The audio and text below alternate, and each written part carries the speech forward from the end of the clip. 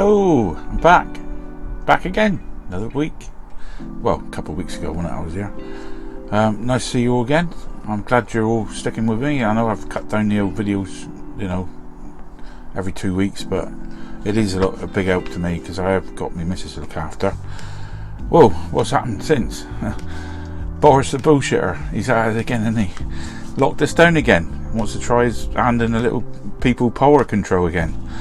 What a load of old twaddle this is getting now, isn't it? It's getting really ridiculous. Like, people's losing money, losing their jobs. It's alright for him. He's on like £300,000 a year. You don't have to worry. His money's not going to go anywhere, is it? Oh, I've had enough of it now. It's getting beyond the joke now. Anyway, I'm not going to get into all that. I mean, I got my opinions about this bloody flu, or kung flu, as matey, or what's he called? Alex Belsfield, yeah. That's it, he calls it kung flu. Well, he's right on the nail there, because that's all it is a flu, I think.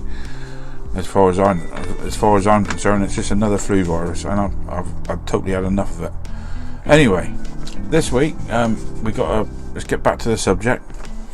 I know you don't want to hear about all that COVID rubbish. This is a little bit of a tribute this week to a guy called Pete C, and he's got a channel. It's just called Pete C, and he does up real Ford Cortinas, Mk3 Cortinas, like the old Cortinas, and he's just finished one a few weeks back, and it's it's beautiful car, all done in silver. Bramble's project it was, and what he's done to that car, it was totally right down nut and bolt job. If a boat's dirty, he won't put it in there. That's how sort of dedicated he was. So I had a Mk3 Cortina, another one sent to me by Barry Shaxson, and I thought, well, what can I do with this one?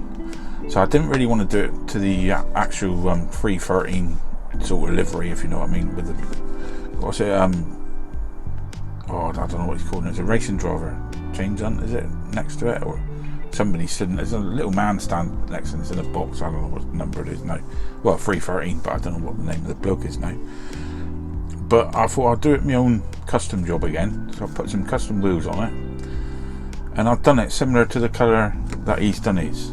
So that's this week's video anyway. It's a nice looking car at the end. I had to do quite a bit to this one because one of the pillars was missing and all that as well, so I had to make a new pillar for it, but it has come out very nice. Anyway, before we start with the old yap here, well, I've started already, I know. With the old comments and all that, we'll just give a quick mention to Curtis Armstrong, Mick Keane, Gomosh 69, Gomosh. I know most of these made up names, I know, but Paddy O'Brien, Keith Horton, Connor Buckley, the Scale Model Car Guy, Tim Burnett, Bill Jarvis, Ricardo Kim, and Are You Serious? Yeah, that's the name of the person. Are You Serious? Anyway, few comments here. John Hartos, fantastic video. Could watch and listen all day. Thanks, Bob. You don't want to listen to me all day.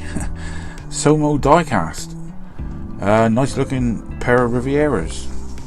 Mop, superb again, Bob. Thanks for the tip about the rhinestones. Oh yeah, I did say somebody asked about the headlights, where to get them, and if you look on eBay, I sent Mop.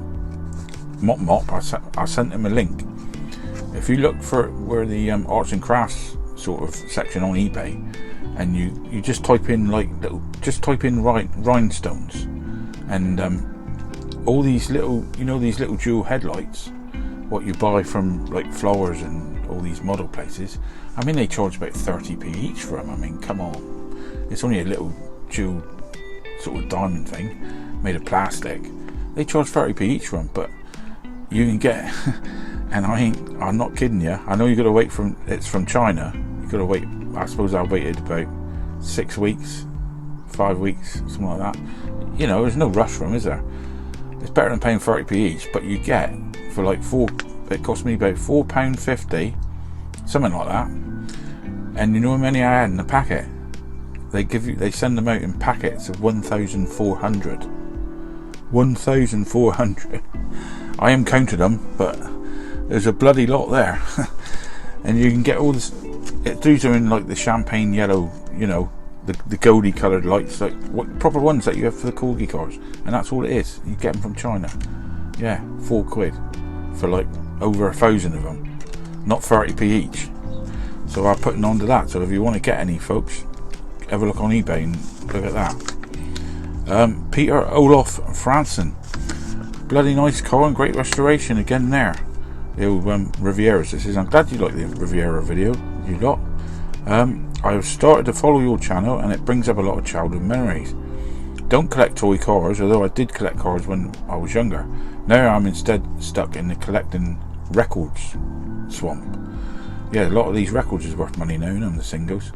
I saw this car on a Swedish auction site 2 years ago and was almost about to bid but couldn't make up my mind, so I didn't. And it didn't have no dings, scratches or anything.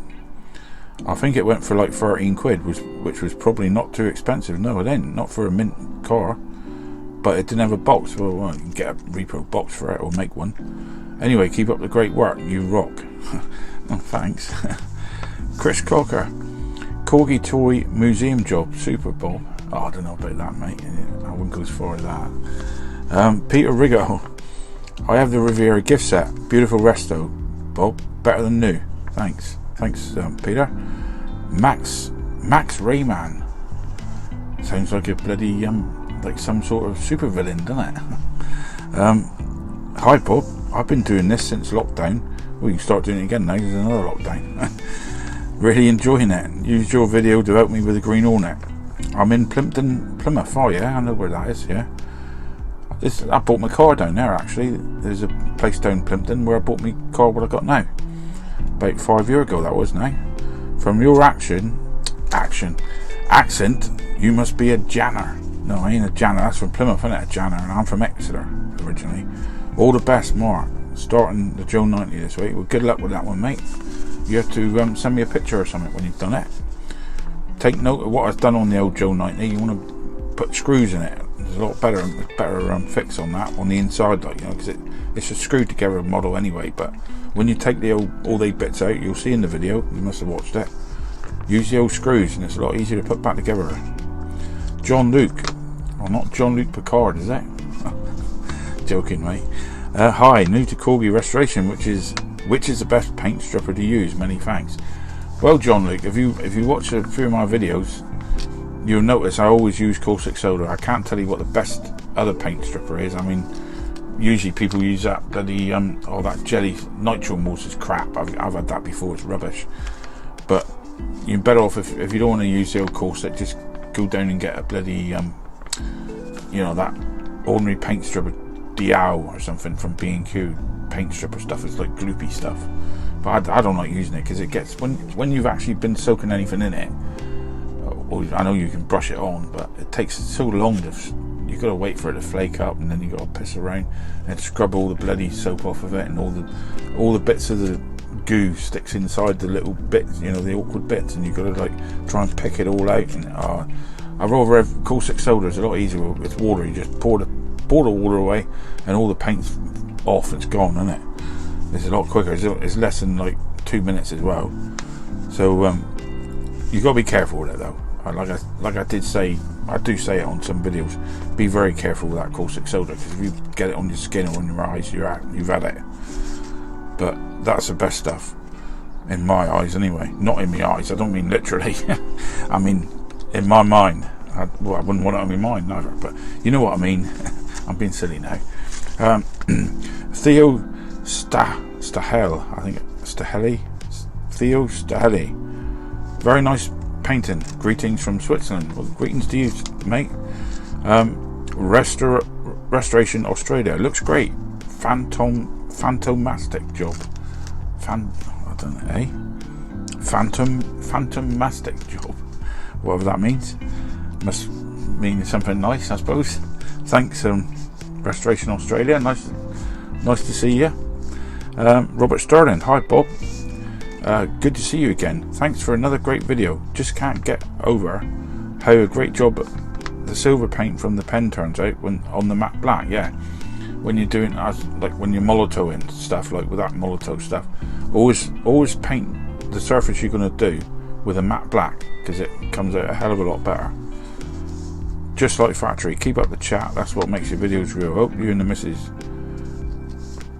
gets looked after. You two be safe and well. We'll be safer even when all this crap's finished with, worrying about the flu. Thanks, Rob. Shurio8, great double, great results as usual, Bob. Don't worry about the videos, just you make sure your missus is okay first. Best wishes to you both. Thanks for sharing. It's alright, mate. Thanks a lot, Shuey. Jerry Bailey, they're both stunning restorations, Bob. Great paintwork on both, but the darker blue is my favourite. Just looks awesome. I like the dark one, actually, funny enough. But if you're doing a set, you know, obviously if you're doing like for the Riviera set, you've got to do that light blue one. So, but I do like that darker one. I think it came out well, that one. Graham Mummery, another top video on Resto Bob. The light blue is stunning. Thank you. Hope you and the missus are staying safe and well. Graham, thank you, Graham. Yes, we are at the moment. But there is a little update with her. I mean, I don't know if I said last night, I can't remember now, but she did get took down to Torbay Hospital because she was in pain, really bad pain, and the ambulance had to take her down there because it was in her knees and her feet. Her morphine wasn't doing anything, and they took her in, and then I'm on the phone to her every sort of 2 or 3 minutes or whatever, every 5 minutes, and she said, "Oh, what they're going to do? They're going to transfer me to Exeter because they're going to do the operation because they believe there's a blockage in her groin, in one of the veins, and that's what's, you know, buggering up. That's where her feet's swelling up, and that's what's stopping all the, you know, causing the pain and stopping the circulation in her knees and her feet. But the trouble is her feet's always swelling up all the time now." And they found out they said, "Oh yeah, we believe it's a blockage in, you know, in your groin." So with that, she gets took up to Exeter Hospital same day, told her not to eat anything, drink anything, or anything like that. So I thought, well, at least they're going to do something, you know. So afternoons going on and on. Next minute, 6 o'clock in the evening, I get a phone call from her. "Oh, can you come and pick me up? They're letting me come home." And I thought, well, haven't they done the operation yet? And she said, no. She said, "Oh, they can't do it because they think it's in my stomach now, and so they're going to send me home and get me to come back in and have a scan." And I said, "Well, what was the point of you being up there all day or down the hospitals if they're not going to do anything?" "Well, I don't know," she said. So I couldn't pick her up. My car was off the road, and I said, "Well," I said, they're going to have to get you home in a hospital sort of transport or something." And they said, "Oh, well, we haven't got," or they said they haven't got no transport for her to get home, see. So she said, "Oh, they've said to me I can stay here the night." And I said, "Well, if you're staying the night, surely they can get you in for a scan the next day to you know, to determine what this is, where the blockage is." "Oh no, they're going to still send me home." I thought, God, what the hell is going on in these hospitals, you know? So anyway, with that, they did get her home that night. They managed to find a hospital transport. They got her home, and this was about a month ago. Since then, she's been down Torbay Hospital again because we've been to the doctor and seen him about it and said, "Look, you're going to have to push this because this is bloody getting ridiculous now." And you know, all they're worried about now is this COVID crap. And there wasn't nobody in the hospital, she said, where she was on the ward on her own. The beds was empty around her. There wasn't nobody there. So I don't know what they're all doing in there. It's the same when I go doctors. The waiting rooms is empty. There's nobody there. And so anyway, she went down, had a scan. I went in with her, and then we had a letter a few days back saying that there definitely is a blockage in her groin. And Exeter, they didn't even scan her, and they said, "Oh no, we think it's in the stomach." How can you think it's in the stomach without scanning her? Come on. So anyway, with that now, we're waiting for a letter now for her to get an appointment to go in and have it done properly, get the operation done. Like, I expect it'd be keyhole surgery or something like that. But as soon as that's done, I mean, she'll be up and running around, because that's all that's stopping her now.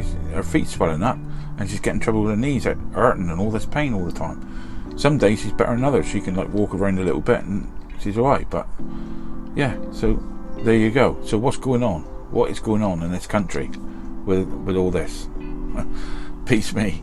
Anyway, that's, you don't hear no more of that. Anyway, so that's it now until couple of weeks time. I'll bang another video out in a couple of weeks. I haven't been in here in this shed for a good couple of since the last video really. It's only because I got this video put back behind on the burner. I've had bloody gout in me wrist. I can't hold the drill properly or anything. I can't put no pressure on it to hold the drill or anything, and it's just come back again now. So I'm not going to be out here doing anything. I managed to spray up a car the other day, but that was it. Now it's come back again. So I'm going to bang another video out next week, and will that be December? No, it's still November, isn't it? So be probably another one after that, and then that'll be it. Then I'll be breaking up for Christmas like I did last year, and then the New Year video. Well, I'll do it. Probably get a video for Christmas Day. So it'll be a video next week, a video a couple of weeks, not next week, couple of weeks time there'll be another video. Then there'll be another one a couple of weeks after that, and that'll be it then. And I'll try and get one out for Christmas Day, and that'll be the one showing all the ones we've done. And then we'll start next year, and hopefully all this bullshit will be over with, and we can start a new year out of Europe, hopefully, and get back to normal. But until then, I'll see you in a couple of weeks time. Look after yourselves, folks. Bye bye for now. See ya. Right then guys, let's get on with this video. This is what we're dealing with today. It's a Corgi 313 Mk3 Ford Cortina, and it's a GXL version. And I'm going to make this one look a bit like the Bramble car what Pete C did. His was the real one, but I'm going to do it in similar sort of colour to that. I've already changed the wheels on it. I took off the old crappy set of whiz wheels that was on it. I bought a new glass, and all I've got to do really is a bit of body work on it, because one of the pillars passenger side is non-existent, as you can see. So I'm going to make a new pillar and put on there.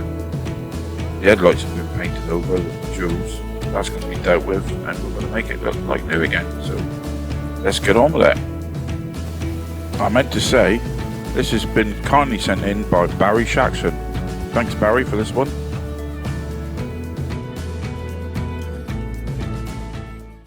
Right then folks, I ain't messing around with this one. This is only a quick video, because I have done one of these before. As you've seen on the turntable, it looked a bit of a mess. I've now stripped it. I've took it to pieces and I've stripped all the paint off, because there's a bit of work got to be done on this one. And as I thought, there are a couple of little holes need filling up on the top. I think this was a police car originally, but what we need to do is do this piece. Now what I've got here, you must have seen videos of these being used before, cotter pins. I'm going to cut a piece of this, because if you look at the end of it, I don't know if I can zoom in on that, if it does focus. It doesn't want to know. Again, this bloody camera, or phone I should say. There, if you look at the end of that, it's rounded one side and it's flat the other side, and that is ideal for an A-pillar, because that's what these A-pillars are like. So I'm going to cut a piece of this off, measure it out, whichever side it wants to go, like that, and we're going to cut a piece of that off and put it into there. In the meantime, the wheels you saw on it weren't the original wheels. It was a set of ordinary whiz wheels, and I've made up a different set, because I want to, liven this thing up a bit. So I've got a nice new set of custom wheels, and when I stripped it, there were some dual headlights in there. As you saw on the turntable, they were painted over, but the trouble is, I didn't worry about the headlights, but did I know the insert must have been made of plastic or something, because it's totally dissolved away. So what I did, I've got some more, Managed to find a couple of these. Bloody focus, what's wrong with this? Oh, bugger it. Anyway, I found a couple of these. This is an old Whiz Wheels Toyota, and it came as a package with a few others from Ian Hulley, and I took the back lights out of it. I've managed to get the jewels out of these because I'm putting 2 silver ones in there, and they'll be ideal surrounds because they'll slot right in there. As you see, it slots right in, and then I'll be able to put new jewels in there, and we can sort all that out. All this seating was painted, so I've left that painted. The seats don't tilt. I didn't manage to get the glue off of them because I wanted to get them to tilt again, but they were glued for a reason, because they won't tilt, they keep falling out. So I've glued them back again now, and I've put them nice and level. And this piece here, I've glued this piece on, so this will, because that was a separate piece, the dashboard. It's just that when you go to put it back in, it's going to be a bit, fiddly. But that's all glued as one piece now, the seating unit, and I have of course got my new screen for the car. So anyway, what I wanted to do with this one, I don't know if anybody's ever watched on YouTube, most probably, some guy called Pete C, and he actually got a Cortina, Brambles or something, Bramble project it was, and he got it from, well, it was a right mess, and he's brought it back to life. This a real Mk3 Cortina I'm talking about, and I want to do this one in a similar colour to that one. He's done it like a silver colour, and I tell you what, it's a beautiful car. He's done a really beautiful job on it. I mean, if you saw it, you'd want it. It's a lovely car. It's a nice silver Mk3 Cortina, automatic. He's put a few mods in it, but what a car, So I'm gonna do this as like a little tribute to him, what he's done to that car, because it is a beautiful car. This is the colour I'm going to use. I'm using the titanium silver because I like that. I think if he'd have done his titanium, he would have been just as much in love with it as he is now. But what he's done with it. Anyway, I'm not going to ramble on. Just watch his videos and you see what he's done to that car. Project Bramble, I think it's called. It's Pete C, another YouTuber. But anyway, next job, I'm going to fill these O's up first. And to do that, we want a bit of tape. That's the way I'm going to do it. This is the way I do it anyway. A bit of tape to put behind the hose. So we'll rip that off. Don't want to be too fussy with it. Just whack it behind there like that. Just so you got the hose filled like that. I want to move it away from there because I want to stick our piece in there when I've cut it. And then all I do then is I'm going to have to mix up some, what do you call it, epoxy. So if you give me a minute to do that, I'll mix up some epoxy and we'll be right back, and I'll stick that on there. Right, I just thought, folks, before we do the epoxy, it'd be a better idea, I think, if I actually do this piece first, because any epoxy I've got over I can put on the inside of that to secure it a bit better. I'm going to just super glue a piece in there first. I've been here a good half hour now, cutting a piece out of that cotter pin, and I have got it as near as I can get it. So if we look at this now, that will go in there perfectly like that. So what I'm going to do is just put a little bit of super glue on there just to hold that there, let that go off a bit, so as I can do that epoxy in there, and I can put a bit on the inside just to hold that as well. Like I say, if I've got any left over, I don't want to waste it, so we'll just get a little dab here on that piece, We'll put a bit on that piece there.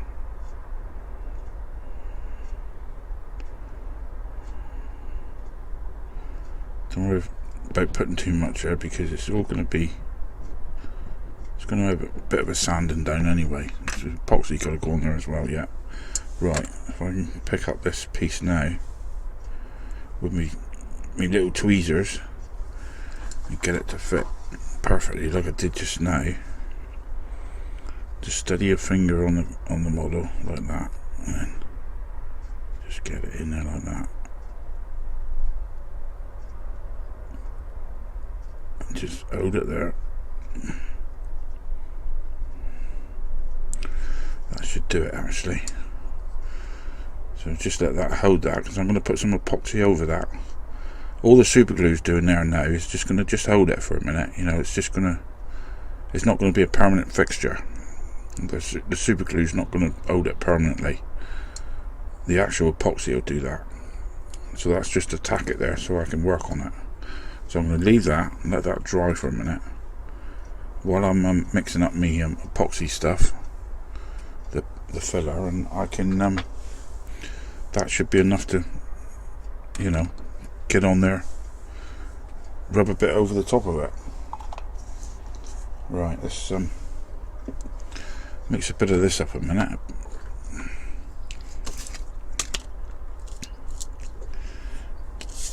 A nice little spot there, and we'll put a little blob on there.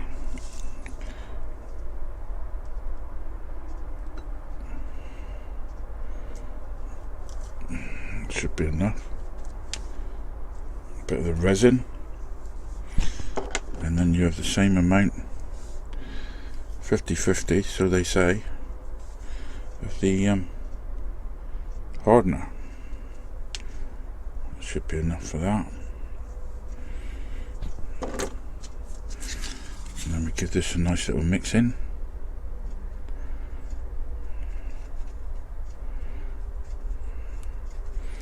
That's the trouble with this stuff though, folks. You've got to be quick with this, because it will set quick.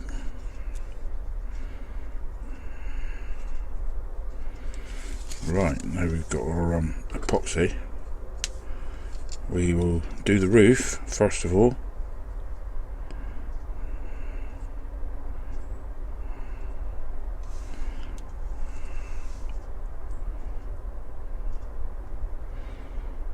So it sink down the hole.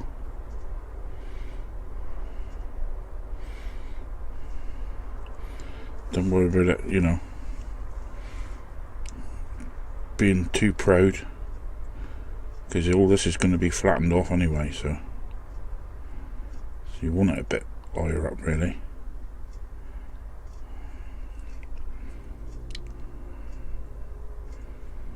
Because all that's going to be grown down again. Now we want a little bit on here.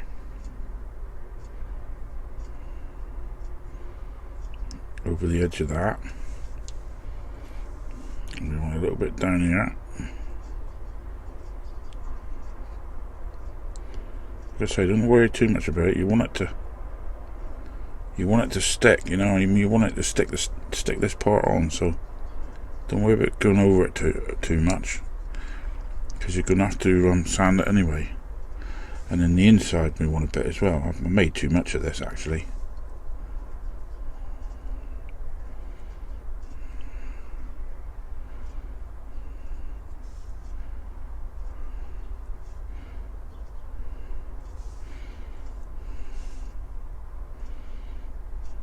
And there was a big gap under there.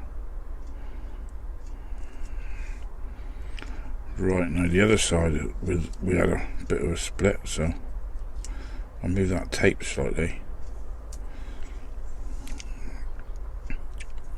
I need to move that a bit more. Tweezers required. Gotta watch it not put it off of where the O's are.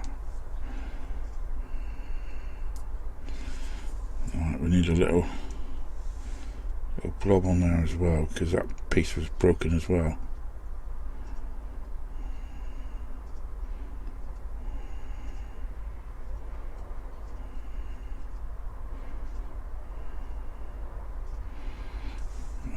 bit there, and a bit around where that little crack is there.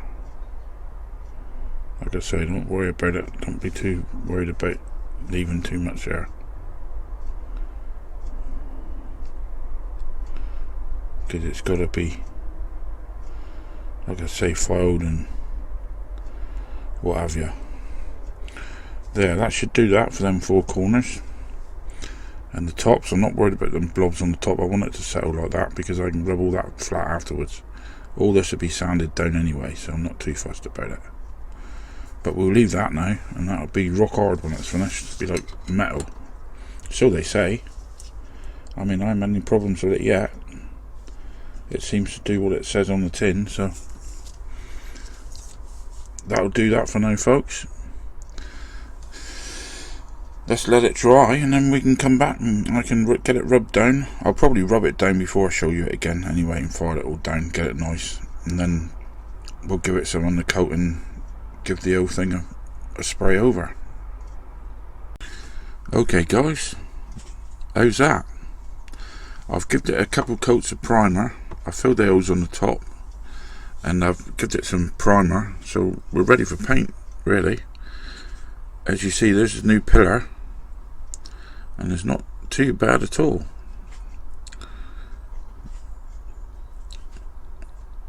There's the other one where I had the repair up the top. I just noticed a little bit down there, but I think the paint will cover that piece. You ain't going to notice it. Once it's all sprayed up, it's going to look alright. But the hose is gone, so I think I'll spray this one outside today. It's a nice day. There's a little bit of a mark area where you can see where I filled it, but like I said, once the paint's on, got a couple coats of paint, that's going to cover that over. It's only because it's filler on there it shows a bit, but once it's been painted, that should just disappear. So right, let's get on with that. Right, as you can see, that's the paint I'm using. I'm just going to give this a spray up outside because it's a nice day today, so why not? There's the missus in the background there in her greenhouse. I hope she's watching, careful what she's doing there. She has got her frame, so she can stand up, it's just that she's not too sure of her balance. But anyway, back to the spraying. It's going on very nice, this paint. So now I'm just going to try and do where the door shuts are, and then that'll be that done. Give it a bit of tiny little touch on the bottom of the door so I don't mark anything. Give it a nice little spray in the door shuts, and that'll be job done.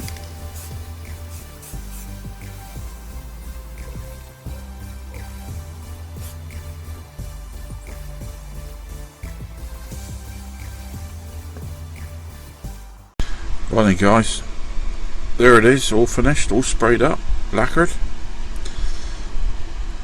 Look at the roof, no hose. Now I've got to put all the black in there now, because there's a black grill on this one. I've done the lights, I've got me jewels all ready to go, and I've done the surround, so they'll go in there. So I've got to paint the old black on here, put the indicators in, and I've also got I've got a bit of paper here, and that's the way the back indicator's got to be, and the light cluster. So I'm going to do all that off camera because that's very little tiny sort of brush strokes, and I can't do that in front of the camera because it's going to be a right pain to be able to try and keep it in shot and everything, and to get it right. So I want to get it right. So that's what it looks like up to now. There's one thing I haven't done with this one. I haven't drilled right down through the post on this one. I'm going to actually stick this one back with glue, and I'm going to put a bit of the old epoxy filler on the front bit, drilled it, because I'm going to need a bit of epoxy for the back because it's a tab. It's not actually a rivet, so I'm going to try doing this one here a different way than I normally do it. But I mean, it's only for a personal sort of thing anyway, so it's not being sold. Well, even if it was sold, it would still stay together, it wouldn't come apart. But anyway, let's get on and do that. I'll do that and I'll be right back. Okay guys, here we go. I've done the detailing. I've even done the little badges. And I've managed, I've got the lights in. I've got my binocular glasses out, as I call them. And I've even managed to paint if I can zoom in a bit, the Ford bit on the front. I've even managed to do that in the GXL. Done all the little indicators, and on the back I've even managed to do the writing on the back. That, so there you go. The doors pop up like that, but I can't do much about that. That's the way the hinges are in there. They should settle down once I get the seat in a bit. Right, this is the fiddly bit now, because putting these seats in one piece, I think it's going to be a bit awkward, because when I test fitted them, they was a bit awkward to get in, but I'm hoping I'm going to manage alright with them. Let's make sure the screen's alright. Yeah, I had to cut the glass back a bit. If I've got it in there now, if you can see, there is a slight bit of glass showing there on the edge, but I'm not too bothered about that. There was a lot more than that showing, and I have sheared that down a bit. There's little things like that put me off. Right, I'm hoping these is going to go in nicely now, because I've got to get that there piece over that little lump. I don't know whether the best way to do it with the doors open or shut, so I'll try open first. Once it's in there, it's in there. I mean, you know, you're laughing. If I put it in at a slight angle like that, I'm halfway there. I'll try and pull it and push at the same time. I don't want to damage this paintwork, so I'll just put that on there. That's going to go over the top of that, so I had a feeling this was going to be awkward to get in.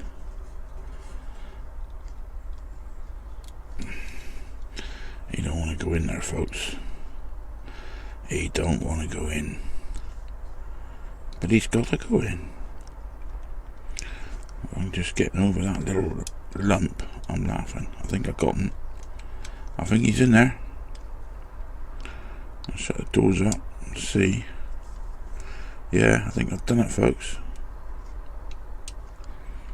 Seating is fitted. Yeah, that'll suit me. Right, next piece, put our bumpers on. I'm wondering now the best bet here, because like I said, I'm not. Where is it fixing to? Because I'm going to glue some of this in, I said tonight. So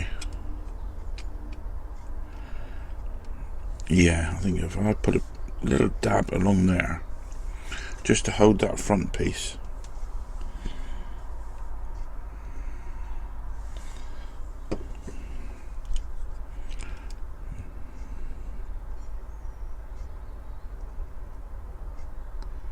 Just a little bit along there. And that will hold the front part of the suspension. Just hold that like that. Just let it harden up a bit. And now the back piece, I think a little bit of me 5-second fix to do that.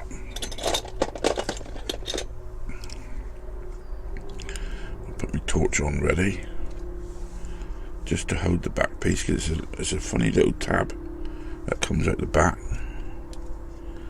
So I'm trying to do it so you lot can see. I'll just put a little bit in there. Come on. There, that's it, we want it, just sinking through there. Maybe a bit that side.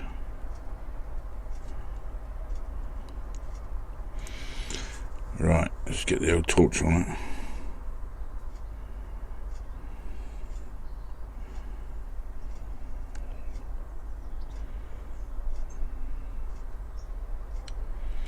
It's enough to hold that. I think we're winning, folks. I thought this one was going to be a bit of a pain to put together, but mine.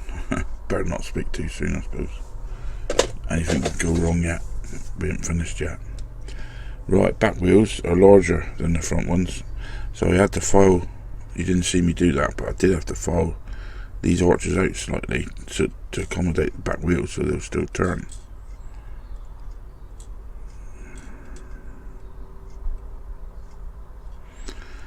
Put them in that way,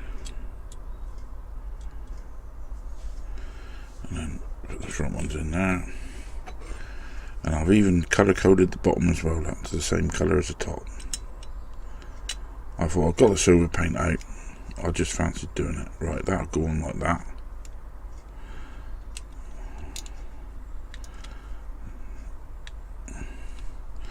Yeah, that fits right like that. So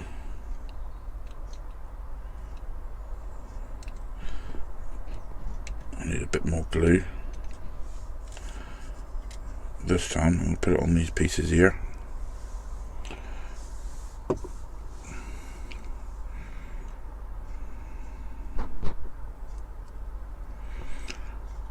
To finish it off, I'm going to use the, like I said, the, what do you call it, epoxy, what I used to do the roof with. I'm going to use that just to fill the holes up, if you know what I mean. I don't usually glue things like this, but I forgot to drill the bloody hole out on the front of this one. And then I thought afterwards, well, I've got to glue the back in anyway. So I didn't really worry too much about that. I thought, seeing I've got to glue the back anyway, why worry about it? Might as well glue both parts, you know, and I'm done with it. Let's just hold that there for a minute and let that take.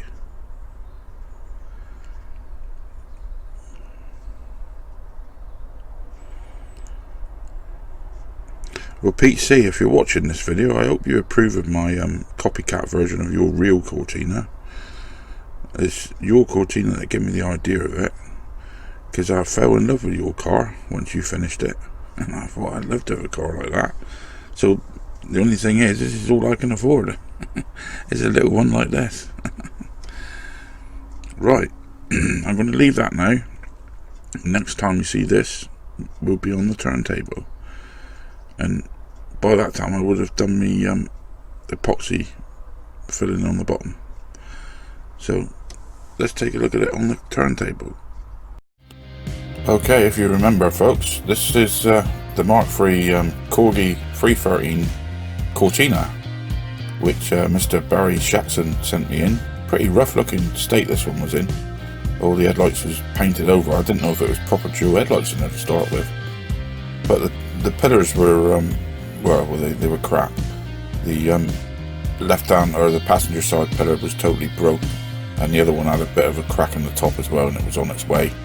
So I had to replace a pillar, and I thought I'd do this as a little bit of a tribute to Mr. Pete C on YouTube, who actually restores real versions of these. So anyway, I thought, yeah, I like the look on it done on this Bramble project, and I thought I'm going to do it like that, and look at what we ended up with. I know it's not the same silver, but it's titanium silver. I fancied the titanium, and looking at it, it looks $1 million.